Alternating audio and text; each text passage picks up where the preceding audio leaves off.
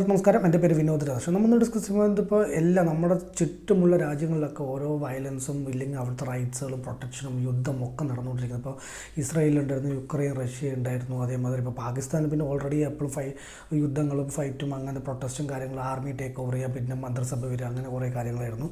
ശ്രീലങ്കയിൽ ഏതാണ്ട് റൈറ്റ്സ്, ഇപ്പോൾ ബംഗ്ലാദേശിലും റൈറ്റ്സായി. ഇപ്പോൾ നമുക്ക് ബ്രിട്ടൻ, അതായത് UK, ഇംഗ്ലണ്ട് എന്നൊക്കെ വേണമെങ്കിൽ പറയാം. അതായത് നമ്മളുടെ ഒരുപാട് വർഷം നമ്മൾ അടിമത്തം നടത്തിക്കൊണ്ട് നമ്മളുടെ മൊത്തം ലൂട്ട് ചെയ്ത് അവിടെ കൊണ്ടുപോയി വികസനം ഉണ്ടാക്കിയിട്ടുള്ളൊരു വലിയൊരു കൺട്രി ആയിരുന്നു ബ്രിട്ടൻ. അവർ പറയുന്നത് സൂര്യൻ അസ്തമിക്കാത്ത നാട് എന്നൊക്കെ രീതിക്ക് പറയുന്നത്, അതായത് ഏറ്റവും ടോപ്പ് കൺട്രി എന്ന് സ്വയം വിശേഷിപ്പിക്കുന്ന ഒരു ടീപ്പാണ്. ഏറ്റവും കൂടുതൽ സന്തോഷമുള്ള ആൾക്കാർ അവിടെയാണ് ജീവിക്കുന്നത് എന്നുള്ള രീതിക്കൊക്കെ ഒരുപാട് സെൻസസിലും കാര്യങ്ങളൊക്കെ ഒരുപാട് റേറ്റിങ്ങിൽ കൂടുതൽ നിൽക്കുന്ന ഒരു കൺട്രി. യൂറോപ്യൻ കൺട്രികളിൽ ഏറ്റവും വലുതാണ് UK. അതേപോലെ തന്നെ ഇപ്പോൾ അമേരിക്കയൊക്കെ കഴിഞ്ഞാൽ ഏറ്റവും കൂടുതൽ ആൾക്കാർ മൈഗ്രേറ്റ് ചെയ്യുന്നത് UKക്കാണ്. എന്താ പറയുക, അവിടുത്തെ ലിവിങ് സ്റ്റൈലെല്ലാം നല്ല ഈസിയാണ്, ഇല്ലെങ്കിൽ നല്ല സേഫാണ്, കംഫർട്ടാണെന്നൊക്കെ ഒരു തെറ്റിദ്ധാരണ അവിടെ ഓൾറെഡി ഉള്ളത് കൊണ്ടും എല്ലാവരും അങ്ങോട്ടേക്കാണ് മൈഗ്രേറ്റ്. അതേപോലെ തന്നെ ഏതൊക്കെ നാട്ടിൽ എന്തൊക്കെ അഭ്യാസങ്ങൾ വൃത്തികേട് കാണിച്ച് ഇല്ലെങ്കിൽ കുറ്റങ്ങൾ ചെയ്ത് ഇവിടെ നിന്ന് ഒളിച്ചോടി പോയിട്ട് അഭയം കൊടുക്കുന്ന ഒരേ ഒരു കൺട്രി UK ആണ്. അവിടെ ഒരു 10 ലക്ഷം രൂപയുടെ എന്തോ ഡോളർ ഇല്ലെങ്കിൽ എത്ര $1 മില്യൺ അങ്ങനെ എന്തോ അവിടെ നമ്മൾ ഇൻവെസ്റ്റ് ചെയ്യണമെന്നുണ്ടെങ്കിൽ അവിടുത്തെ ഫുൾ പ്രൊട്ടക്ഷൻ കൺട്രി കൊടുക്കുന്ന രീതിക്കൊക്കെ അവിടെ പുതിയ നിയമങ്ങൾ. അതുകൊണ്ട് തന്നെ ഇവിടെ വിജയ മല്യ ഉൾപ്പെടെയുള്ള ആൾക്കാരൊക്കെ ഇവിടെ നിന്ന്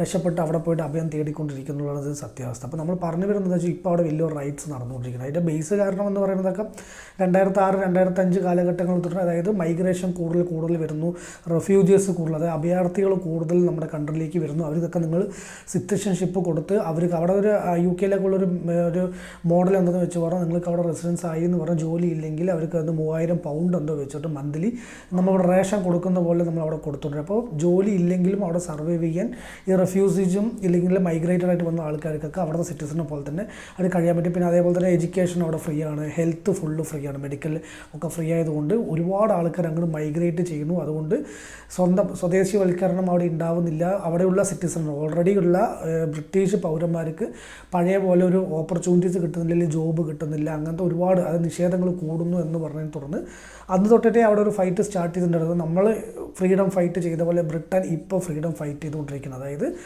സ്വതന്ത്രം രാജ്യത്ത് വേണമെന്ന് പറഞ്ഞിട്ട് ഈ റെഫ്യൂജീസ്, അതായത് നമ്മളുടെ അവിടെ ബ്രിട്ടീഷുകാർ വന്ന പോലെയാണ് ഇപ്പോൾ മറ്റവർ അവിടെ പോയി മൈഗ്രേറ്റ്. പക്ഷേ ആഴ്ന്ന് ഭരിക്കണില്ല എന്നേ ഉള്ളൂ. പക്ഷേ ടെക്നിക്കലി പറയുകയാണെങ്കിൽ അത് തന്നെയാണ്. അതായത് കർമ്മ ഈസ് എ ബിച്ച്, ഇല്ലെങ്കിൽ കർമ്മ ഈസ് എ എന്താ പറയുക ബൂമറ എന്നൊക്കെ പറയുന്ന പോലെ തന്നെയാണ് സംഭവം. അതായത് അവർ നമ്മളുടെ അടുത്ത് ഒരു 150-60 കൊല്ലം മുമ്പ് ചെയ്തിട്ടുള്ള അതേ കാര്യം തന്നെയാണ് ഇപ്പോൾ അവർക്ക് തിരിച്ച് കിട്ടിക്കൊണ്ടിരിക്കുന്നത് വേണമെങ്കിൽ പറയാം. അതുകൊണ്ട് ഒരു പെർസെൻറ്റേജിൽ നമുക്ക് സന്തോഷം ഉണ്ടെങ്കിൽ നമ്മുടെ ഒരുപാട് ആൾക്കാരൊക്കെ അവിടെ മൈഗ്രേറ്റ് പോയതുകൊണ്ട്, ഇന്ത്യൻസൊക്കെ മൈഗ്രേറ്റ് പോയതുകൊണ്ട് ഈ റൈറ്റ്സിൽ ഒരുപാട് ഇന്ത്യക്കാർക്ക് ബാധിക്കുന്നുണ്ട് എന്നുള്ള പ്രശ്നം. അതിൻ്റെ ബാധിക്കാനുള്ള ഇതിൻ്റെ ഇപ്പോൾ റീസൺ എന്താ പറയുക, 2024 ഇപ്പോൾ ജൂലൈയിൽ അല്ലെങ്കിൽ ഓഗസ്റ്റിൽ ഈ പ്രൊട്ടസ്റ്റ് ഉണ്ടാവാനുള്ള കാരണം എന്ന് വെച്ച് പറഞ്ഞാൽ ലാസ്റ്റ് വീക്ക് ഒരു ബർത്ത്ഡേ പാർട്ടി നടത്തുന്ന സമയത്ത് അവിടെ സ്വാഭാവികമായിട്ട് ബർത്ത്ഡേ പാർട്ടി നടത്തുന്ന സമയത്ത് അവിടെ ഓൾറെഡി മൈഗ്രേറ്റഡ് ആയിട്ടുള്ള ആൾക്കാരുണ്ടാവും, ഓൾറെഡി സിറ്റിസൺസ് ഉണ്ടാവും, റെഫ്യൂജീസ് ഒക്കെ ഉണ്ടാവും. അപ്പോൾ അങ്ങനെ എല്ലാം കൂടി മിക്സഡ് ആയിട്ടുള്ളൊരു ബർത്ത്ഡേ പാർട്ടിയിൽ എന്തോ ഒരു ചെറിയൊരു ക്ലാഷ് ആയ സമയത്ത് വേറെ വെളിയിൽ നിന്ന് വന്നിട്ടുള്ള വെയിൽസ് എന്ന് പറഞ്ഞ സ്ഥലത്ത് നിന്ന് വന്നിട്ടുള്ളൊരു പയ്യൻ 17 വയസ്സ്, ഇപ്പോഴാണ് അവർ 18 വയസ്സ് തികയാൻ 4-5 ദിവസം കൊണ്ടാണ് 18 വയസ്സ് തികയുള്ളൂ എന്നുള്ളത് കൊണ്ട് അതല്ല ഇവിടുത്തെ പ്രശ്നം. 17 വയസ്സിൽ ഉള്ള ഒരുത്തൻ ഒരു 3 കുട്ടികളെ അവിടെ കുത്തി കൊലപ്പെടുത്തിയിട്ടുണ്ടായിരുന്നു. അപ്പോൾ ഇത് അവിടെ നിന്നല്ല, അമേരിക്ക, യൂറോപ്പിലൊക്കെ ഇതേപോലെ ഇങ്ങനത്തെ മർഡർ ക്രൈമൊക്കെ ചെയ്യുന്നത് ഒരു സൈക്കോപാത്ത് എന്നുള്ളൊരു കോൺസെപ്റ്റിലേക്ക്. പക്ഷേ അവിടുത്തെ രാജ്യം എന്ത് ചെയ്തു വെച്ചാൽ ഇവൻ മൈനറാണെന്ന് പറഞ്ഞിട്ട് ഇവൻ്റെ പേര് അവിടെ പുറത്ത് വിട്ടില്ല ആ സമയത്ത്. എന്ന് പറഞ്ഞാൽ മൈനർ, നമ്മളിവിടെ മൈനേഴ്സിൻ്റെയും പേര് പുറത്ത് വിടില്ല. അതേമാതിരി പെൺകുട്ടികളുടെ പേരൊന്നും നമ്മളിങ്ങനെ പബ്ലിക്കായിട്ട് അനൗൺസ് ചെയ്യില്ല. ക്രൈം എന്ത് ചെയ്താലും ഇല്ലെങ്കിൽ വിക്ടിമിൻ്റെ പേരൊന്നും നമ്മൾ അനൗൺസ് ചെയ്യാത്തതുകൊണ്ട് തന്നെ അവിടെ അതേപോലെ തന്നെ അവരത് വിക്ടിമിൻ്റെ അല്ല, ക്രൈം ചെയ്ത ആളുടെ പേര് അവിടെ അനൗൺസ് ചെയ്തില്ല. അപ്പോൾ അവിടെ 2-3 ദിവസം കഴിഞ്ഞ സമയത്ത് ഒരു ഫേക്ക് ന്യൂസ് അവിടെ സർക്കുലേറ്റ് ചെയ്തു. ഈ കൊലപാതകം നടത്തിയിട്ടുള്ള ആൾ ഒരു മുസ്ലിമാണ് എന്നുള്ളത് കൊണ്ട്, അതായത് മുസ്ലിം പയ്യനാണ്, അതുകൊണ്ട് കൺട്രി അവനെ പ്രൊട്ടക്റ്റ് ചെയ്യുകയാണെന്നുള്ള രീതിക്കുള്ളൊരു റോങ് സോഷ്യൽ മീഡിയയിലൂടെ ഒരു മെസ്സേജ് പാസ് ചെയ്തിട്ടുണ്ടായിരുന്നു. അപ്പോൾ ആ പ്രകാരം അവിടുത്തെ ആൾക്കാർക്ക് ഇല്ലെങ്കിലേ മുസ്ലിംസിനോട് അവിടെ സ്വാഭാവികമായിട്ട് അവർക്ക് ദേഷ്യമാണ്. എന്താ പറഞ്ഞാൽ അവർ അഭയാർത്ഥികൾ വന്നുകൊണ്ട് അവരുടെ പോപ്പുലേഷൻ അവിടെ ഇൻക്രീസ് ചെയ്തുകൊണ്ടിരിക്കുന്നത്. ഇപ്പോൾ അവിടെ ഓൾമോസ്റ്റ് 20-25% മുസ്ലിംസ് മൈഗ്രേറ്റ് ചെയ്ത് വന്നുകൊണ്ടിരുന്നത്. അത് ആദ്യം അവർ വരും, അവർക്ക് അവിടെ റൂള് പ്രകാരം മുസ്ലിംസിൻ്റെ റിലീജിയൻ പ്രകാരം 5 ഘട്ടമെന്ന് പറഞ്ഞാൽ അവർ ആദ്യം ഒരാളെ കല്യാണം കഴിക്കും, അവരോട് കൊണ്ടുവരും, അവിടുത്തെ വിസ കാര്യങ്ങളൊക്കെ സെറ്റാക്കും, അവരെ പിന്നെ ഡിവോഴ്സ് ചെയ്യും, വേറെ ചെയ്യും. 5 പേരെ അങ്ങനെ ഒരാളിന് 5 പേരെ കൊണ്ടുവരുന്നവരെ പിന്നെ അവരുടെ ഫാമിലി ഇങ്ങനെ ഡെവലപ്പ് ചെയ്തിട്ട് ഒരു മുസ്ലിം അവിടെ വന്നു എന്ന് പറഞ്ഞാൽ 1-2 കൊല്ലം കൊണ്ട് അവിടെ ഒരു 10-50 മുസ്ലിംസിനെ മൈഗ്രേറ്റ് ചെയ്യിപ്പിക്കുന്ന രീതി അവിടെ ഓൾറെഡി ഉണ്ട്. അവരെല്ലാ കൺട്രിയിലും ചെയ്യുന്ന ഒരു സിസ്റ്റം തന്നെയാണ്. തന്നെയാണ്. എന്താ പറഞ്ഞാൽ അവരുടെ ഒരു അജണ്ട എന്ന് വേണമെങ്കിൽ അങ്ങനെ പറയാം. അതായത് മുസ്ലിം പോപ്പുലേഷൻ ഇല്ലാത്ത കൺട്രിയിലൊക്കെ മുസ്ലിംസ് പോയി മൈഗ്രേറ്റ് ചെയ്ത് അവിടെ പോപ്പുലേഷൻ ഇൻക്രീസ് ചെയ്ത് മുസ്ലിം കമ്മ്യൂണിറ്റി അല്ലെങ്കിൽ മുസ്ലിം കൺട്രി ആക്കി മാറ്റണം എന്നുള്ള രീതിക്കുള്ള ഒരു ഇഷ്യൂസാണ് അവിടെ ഉണ്ടായിരിക്കുന്നത്. എന്താ പറഞ്ഞാൽ ഇത് നിങ്ങൾക്ക് സിമ്പിളായിട്ട് നമ്മളിവിടെ വർഗീയത എന്ന് പറയാൻ വേണ്ടിയിട്ടല്ല, ഇതിന് സിമ്പിളായിട്ട് മനസ്സിലാക്കണമെന്നുണ്ടെങ്കിൽ ഇപ്പോൾ സിറിയയിലും ഇസ്രായേലും പാലസ്തീനിലൊക്കെ എന്ത് യുദ്ധം മുസ്ലിംസിനെതിരെ യുദ്ധം ഉണ്ടായാലും മുസ്ലിംസ് ആയിട്ടുള്ള കുറേ തീവ്രവാദികളല്ലാത്ത നല്ല കുറേ മുസ്ലിംസ് ഉണ്ട്. ആ റെഫ്യൂജീസ് ഇല്ലെങ്കിൽ അഭയാർത്ഥികൾ ഒരിക്കലും ഒരു മുസ്ലിം കൺട്രിക്കും പോകാറില്ല എന്നുള്ള സത്യാവസ്ഥ. അതായത് അവിടെ യുണൈറ്റഡ് അറബ്സ് ഉണ്ട്, ഇല്ലെങ്കിൽ ഖത്തറിലേക്ക് പോവുക, ഇല്ലെങ്കിൽ സൗദി പോവുക, അങ്ങനെ ഒരുപാട് മുസ്ലിം കൺട്രീസ് ഓൾറെഡി ഉള്ള മുസ്ലിം കൺട്രീസിലേക്ക് ഒരു അഭയാർത്ഥികളും പോകണില്ല എന്നുള്ളതാണ് ഇതിൻ്റെ ഒരു സത്യമായിട്ടുള്ളൊരു കാര്യം. അത് എന്തുകൊണ്ട് ചോദിക്കുമ്പോൾ ആരും വലിയ രീതിക്ക് ആൻസർ പറയാറില്ല. പക്ഷേ അതിൻ്റെ റീസൺ എന്താണ്?